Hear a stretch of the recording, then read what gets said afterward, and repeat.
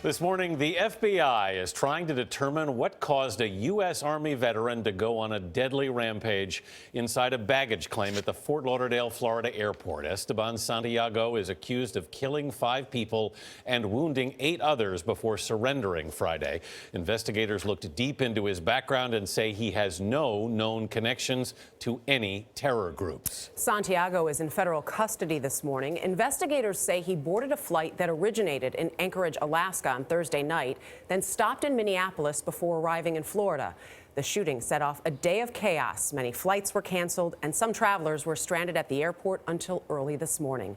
David Begnaud is at Fort Lauderdale Hollywood Airport. David, good morning. Dana, good morning. Already 250 flights have been canceled here today in Fort Lauderdale. The airport reopened at around 5 a.m. Eastern time this morning. You wouldn't know it, though. It's pretty quiet behind me. That's Terminal 2 where the shooting happened, downstairs in the baggage claim area. This gunman is a man who authorities say left Alaska with only a gun and ammunition as checked luggage. There are shots fired in this building. Terrified passengers shot cell phone video moments after the gunfire erupted in Terminal 2 Friday afternoon. Flying all around us. Witnesses say Esteban Santiago emptied the semi-automatic handgun he had, then laid on the ground and surrendered to a sheriff's deputy. He just came in, just randomly started shooting. He had a 9mm. Looks like he had a couple extra magazines because there's probably easy a couple dozen shots that he had. There was no rhyme or reason to it. He was not yelling, was not screaming anything. He was very calm and just shooting as though he's walking through the woods and just doing target practice, but only using people as his targets. But even with the suspected shooter in custody, the chaos continued for hours. This followed an unfounded report of a second shooting about an hour and a half after the first shooting. Panicked travelers fled the terminal. Thousands escaped onto the tarmac. Others ran for cover behind lines of cars. Do you have relatives that are here?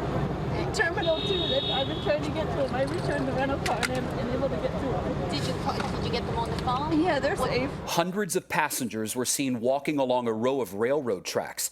They were ordered by police to keep their hands in the air. The panic caused air travel in and out of the airport to grind to a halt.